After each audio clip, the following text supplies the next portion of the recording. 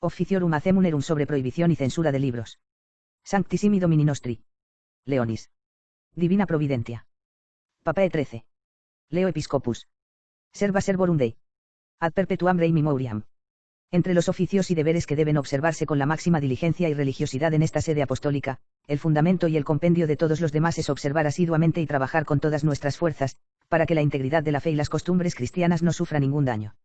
Si esto en el pasado era a veces necesario, de una manera muy especial es en el presente, en el que, mentes y costumbres abrumados por la licencia, casi toda la doctrina que el Salvador de los hombres Jesucristo confió bajo custodia a su Iglesia para la salud de la humanidad, es arrastrada todos los días a disputas peligrosas. En el que ciertamente hay diferentes e innumerables la astucia de los enemigos y las artes del daño, pero sobre todo el anhelo de escribir y que se le diga a la gente lo que estaba mal escrito está lleno de peligros. De hecho, nada puede ser considerado más pernicioso para las almas corruptas que excitar el desprecio por la religión y proponer muchos halagos al pecado.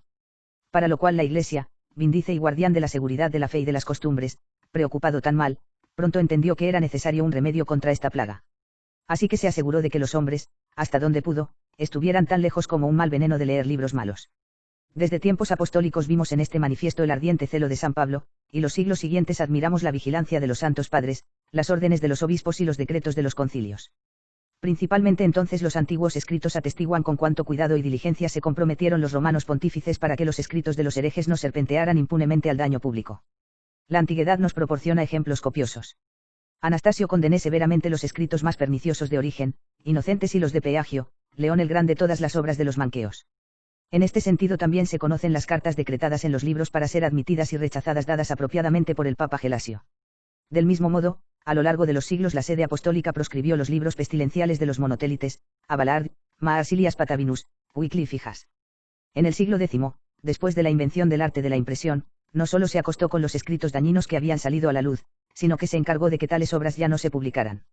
Esta medida en ese momento se sugirió no por razones leves, sino por la necesidad de proteger la honestidad y la salud pública, porque un arte que era excelente en sí mismo, aportando grandes ventajas, nacido para propagar la civilización cristiana entre los pueblos, había sido rápidamente abordado por la mayoría como un instrumento de grandes ruinas. El grave daño de la mala escritura se había hecho mayor debido a la mayor velocidad en la propagación de los datos. Por lo tanto, con una decisión provida, tanto Alejandro V como León X, nuestros predecesores, emitieron leyes especiales, adecuadas para aquellos tiempos y costumbres de la época, que rigen los deberes de los editores. Más tarde, a medida que surgieron procelos más peligrosos, se necesitaba una vigilancia más diligente para evitar el veneno de la heresía. Por esta razón, el propio Leo X y más tarde Clemente VII promulgando leyes muy estrictas para que nadie pudiera leer o preservar los libros de Lutero. Pero dado que, para la Nequiti de esa época, creció de proporción y se extendió por toda la incesante connudecimiento de libros malos, era necesario recurrir a un remedio más serio y más eficaz. De los cuales Pablo IV, nuestro predecesor, ciertamente utilizó en primer lugar a este respecto, es decir, publicando una lista de los escritos y libros de los que los fieles debían abstenerse. Así, poco tiempo después, los padres del Concilio Tridentino trabajaron para reprimir la licencia desenfrenada de escribir y leer. Por lo tanto, por la voluntad y el mando de los propios padres, distinguidos prelados y teólogos se comprometieron no solo a aumentar y perfeccionar el índice que Pablo IV había publicado, sino que también dictaron normas que debían observarse en la impresión, lectura y uso de libros. A estas normas Pío IV dio fuerza con su autoridad apostólica.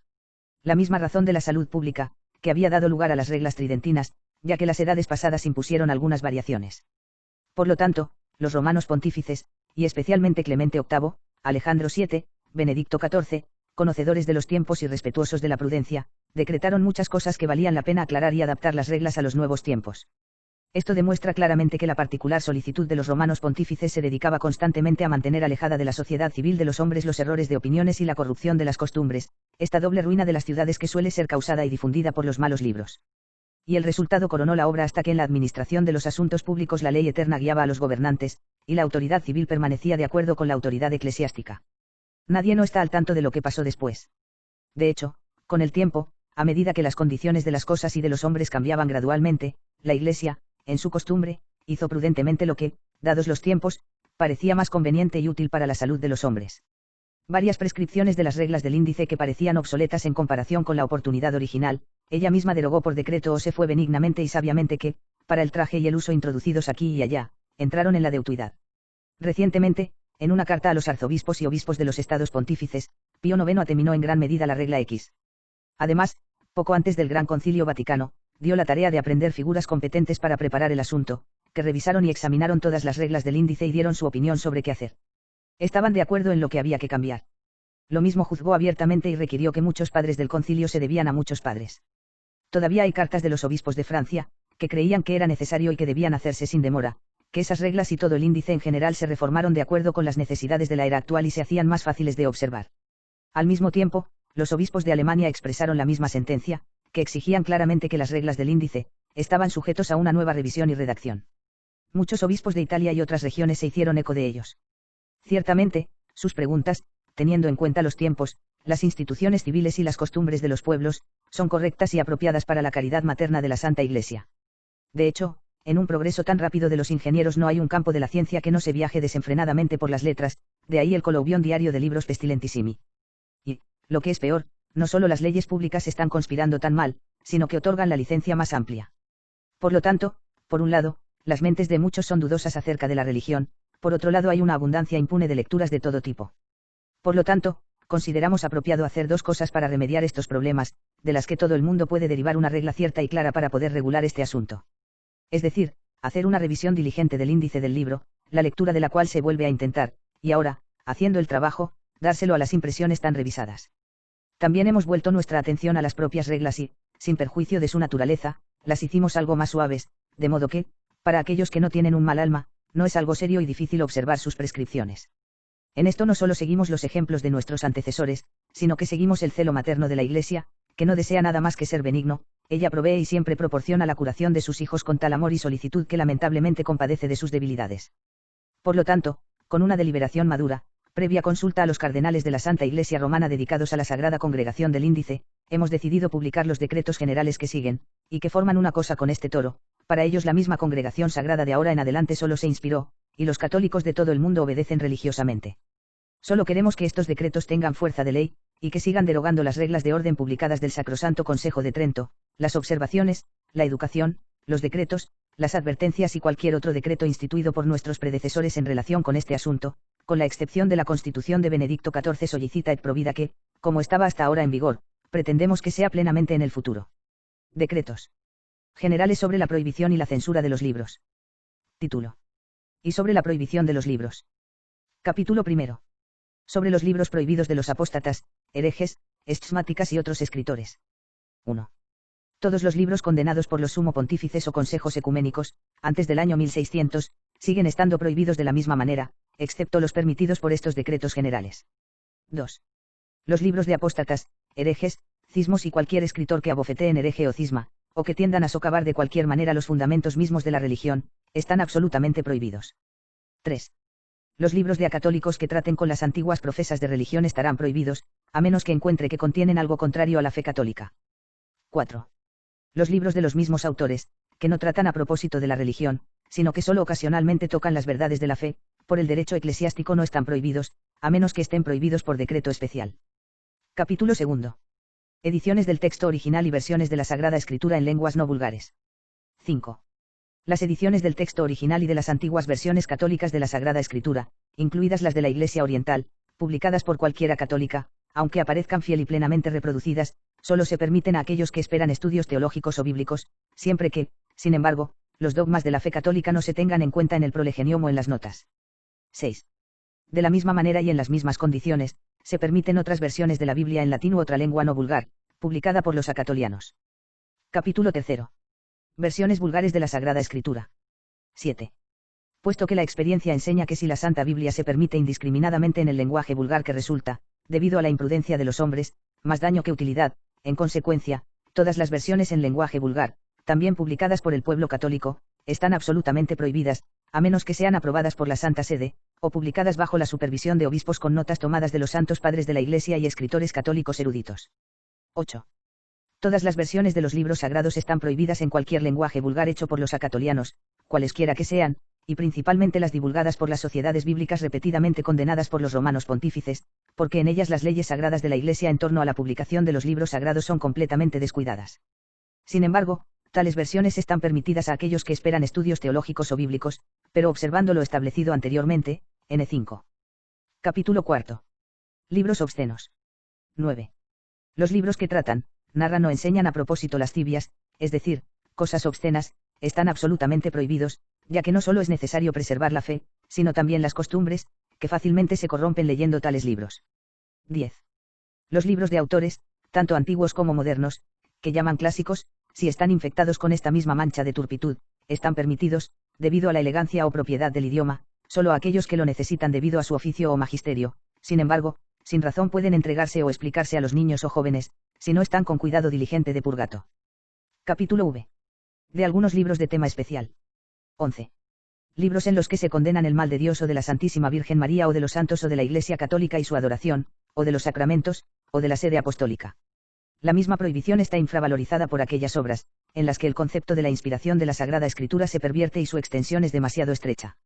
También se prohíben los libros que vituperan deliberadamente la jerarquía eclesiástica o el estado clerical o religioso. 12. Está prohibido publicar, leer o guardar libros en los que se enseñen o recomiende sortilegio, adivinación, magia, evocación de espíritus y otras supersticiones similares. 13. Los libros o escritos que narran nuevas apariciones, revelaciones, visiones, profecías, milagros o la introducción de nuevas devociones están prohibidos, incluso con el pretexto de que son privados, si se publican sin licencia legítima de los superiores de la Iglesia. 14. Los libros que reclamen duelo, suicidio o divorcio están prohibidos, aquellos que tratan con las sectas masónicas y otras sociedades similares y argumentan que son útiles y no son en absoluto perniciosos para la Iglesia y la sociedad civil, y los que defienden los errores condenados por la sede apostólica. Capítulo 6. Imágenes e indulgencias sagradas. 15. Las imágenes de nuestro Señor Jesucristo, la Santísima Virgen María, los ángeles y santos u otros siervos de Dios, que son diferentes del sentimiento y los decretos de la Iglesia, están absolutamente prohibidas, por inimpresas que sean. Las nuevas imágenes entonces, ya sean o no oraciones adjuntas, no se publican sin una licencia de la autoridad eclesiástica. 16. A cualquier persona se le prohíbe divulgar indulgencias apócrifas y de la Santa Sede condenadas o revocadas de otro modo. Aquellos que ya fueron revelados, quita las manos de los fieles. 17. Queda prohibido publicar cualquier libro, resumen, folleto y similares, en el que se contengan concesiones de indulgencias, sin el permiso de la autoridad legítima. Capítulo 7. Libros de liturgia y oración. 18. Nadie asume cambiar nada en las ediciones auténticas del misal, breviario, ritual, obispos ceremoniales, el Pontificio Romano y otros libros litúrgicos aprobados por la Santa Sede Apostólica. Si esto sucede, estas nuevas ediciones están prohibidas. 19. La letanía no se publica sin la revisión y aprobación del ordinario, que generalmente se canta, excepto los muy antiguos y comunes que se encuentran en los breviaries, misals, pontificios y rituales, y los de la Santísima Virgen en la Sagrada Casa de Loreto, así como los del más santo nombre de Jesús ya aprobado por la Santa Sede. 20. Nadie, sin el permiso de autoridad legítima, publica libros o folletos de oración, devoción o doctrina e instrucción religiosa, moral, asceta, mística u otros similares, aunque parezcan estar hechos para fomentar la piedad del pueblo cristiano, de lo contrario están prohibidos. Capítulo 8. Periódicos, hojas y folletos periódicos. 21. Los periódicos, hojas y folletos periódicos que luchan deliberadamente contra la religión o las buenas costumbres, están prohibidos no solo por el derecho natural, sino también para el clérigo. Esperarán a que el ordinario, cuando sea necesario, notifique debidamente a los fieles el peligro y el daño de dichas lecturas. 22. Ningún católico, especialmente si es eclesiástico, publica nada en esos diarios o en hojas o folletos periódicos, a menos que una razón justa y razonable así lo requiera. Capítulo 9. De la facultad de leer y almacenar libros prohibidos. 23. Solo aquellos que hayan tenido el derecho adecuado de hacerlo por la Santa Sede o aquellos a quienes haya delegado su lugar podrán leer y guardar libros que hayan sido prohibidos por decretos especiales o por decretos generales. 24. Los romanos pontífices prepararon a la Sagrada Congregación del Índice para conceder el derecho a leer y preservar cualquier libro prohibido. Sin embargo, tanto la Congregación Suprema del Santo Oficio como la Santa Congregación de Propaganda Fide para las regiones sujetas a su régimen gozan de la misma facultad. Esta facultad también pertenece al maestro del Sacro Palacio Apostólico, pero solo para Roma. 25. Los obispos y otros prelados con jurisdicción cuasi episcopal pueden conceder la licencia para algún libro en particular, y solo en casos urgentes. Sin embargo, si han obtenido de la sede apostólica el derecho general de conceder licencias a los fieles para que lean y guarden los libros prohibidos, no están de acuerdo con la despreocupación y por una razón justa y razonable. 26. Por lo tanto, ninguno de los que han tenido derecho de la Santa Sede a leer y guardar libros prohibidos puede leer y preservar cualquier libro o efímero prohibido por los ordinarios de los lugares, a menos que el poder de leer y preservar libros prohibidos se exprese en el perdón apostólico. Aquellos que han obtenido una licencia para leer los libros prohibidos también recuerdan que están obligados por el precepto grave de guardar tales libros para que no entren en manos de otros. Capítulo 10. Denuncia de libros malos. 27. Aunque es el deber de todo católico, máximo de los que sobresalen en la doctrina, denunciar los libros perniciosos a los obispos o a la sede apostólica. Esto, sin embargo, pertenece por título especial a los nuncios, delegados apostólicos, ordinarios locales y rectores de universidades que florecen para la alabanza de la doctrina. 28. Es bueno que al denunciar libros malos no solo se instituye el título del libro, sino también, en la medida de lo posible, se exponen las razones por las que se cree que el libro es digno de censura. Aquellos que recibirán la queja tienen el sagrado deber de mantener en secreto los nombres de los denunciantes. 29. Gli ordinari, anche come delegati della sede apostolica, si studino di proibire et ogliere dalle mani dei fedeli i libri ed altri scritti nocivi e stampati o diffusi nella loro diocesi. Rimetano al giudizio apostolico che gli opere o che gli scritti cerrici dono un più minuto esame, per i quali, al fine di ottenere un salutare effetto, sembri richiedersi la sentenza della suprema autorità. Titolo 2. Della censura dei libri. Capitolo I dei prelati preposti alla censura dei libri. 30. Da Ciocesa avrà stato detto, N7, appare chiaro chi abbia la potestà di approvare e permettere le edizioni e le versioni dei libri sacri. 31. Nessuno usa aider nuovamente alla luce i libri proscritti dalla sede apostolica. Se, per grave e ragionevole motivo, sembri doversi ferinzio qualche singolare eccezione, zio però non si farà mai se non dopo avere ottenuto licenza dalla sacra congregazione dell'indice, ed osservando le condizioni da essa prescritte. 32. Non si possono pubblicare, senza il permesso della sacra congregazione dei riti, che le cose comunque esai, appartengono alle cause delle beatificazioni e canonizzazioni dei servi di Dio. 33. Lo stesso deve dirsi delle collezioni dei decreti delle singole congregazioni Roumein, che ste collezioni, zioe, non possono pubblicarsi, se non dopo averne ottenuto la licenza, e osservando le condizioni prescritte dai moderatori di ciascuna congregazione. 34. I vicari ed i missionari apostolici osservino fedelmente i decreti della sacra congregazione di propaganda intorno ai libri da pubblicarsi. 35. E le approvazione dei libri, la censura dei quali in forza dei presenti decreti non è riservata alla sede apostolica o dalle Roumein congregazioni, appartiene all'ordinario del luogo d'absi pubblicano. 36. I regolari ricordinoce, oltre la licenza del vescovo, sono obbligati, per decreto del Sacro Concilio di Trento, ad ottenere la facoltà di pubblicare un libro dal superiore, da cui dipendono. E le una e le altra concessione dovranno essere stampate al principio o alla fine dell'opera. 37. Se un autore dimorante in Roma voglia stampare un libro non chi vi ma altrove, oltre le approvazione del cardinale vicario di Roma e del maestro del Sacro Palazzo Apostolico, non ne deve richiedere un'altra. Capitolo 2. Dell'ufficio dei censori nel preventivo esame dei libri. 38. I vescovi, a cui spetta di concedere la facoltà di imprimere i libri, per l'esame di questi cercino di servirsi di uomini di riconosciuta pietà e dottrina, dalla cui fede e integrità possano ripromettersi che nulla faranno per favore o per odio, ma che, messa da parte ogni umana considerazione, non mireranno che haya gloria di Dio e o l'utilità del papoulo ufadela. 39. Sappiano i censori che si debbono giudicare delle varie opinioni e sentenze, giusta il precetto di Benedetto U14, con animo stebro da qualsiasi pregiudizio. Pertanto allontanino dase ogni affetto di nazione, di famiglia, di scuola, de istituto, e depongano ogni spirito di parte. Abbiano unicamente dinanzi agli occhi i dogmi della Santa Chiesa, e la dottrina comune dei cattolici, la quale è contenuta ai decreti dei concili generali, nelle costituzioni dei romani pontefici e nel consenso dei dottori. 40.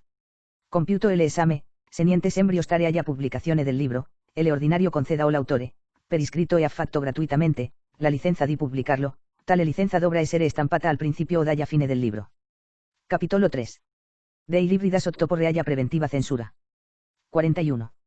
Tutti i fedeli sono tenuti a sottomettere alla preventiva censura ecclesiastica almeno che i libri che riguardano le Divine Scritture, la Sacra Teologia, la Storia Ecclesiastica, il diritto canonico, la teologia naturale, e l'etica, ed altre simili discipline religiose o morali, e in general tutti gli scritti che se interessano specialmente della religione e dell'onesta dei costumi. 42. Le persone del clero secolare non pubblicino, senza consultare i loro ordinari, neanche i libri che trattano delle arti o delle scienze meramente naturali, onde der esempio di animo sequente verso di loro. Agli stessi è proibito accettare la direzione di giornali e fogli periodici, senza il previo permesso dell'ordinario. Capitolo 4. Dei tipografi e degli editori di libri. 43. Non si stampi alcun libro sottoposto alla censura ecclesiastica, senza che sopporti nel frontispizio SAEI il nome e cognome dell'autore, SAEI che li dell'editore, non c'è il luogo e le anno della stampa e dell'edizione.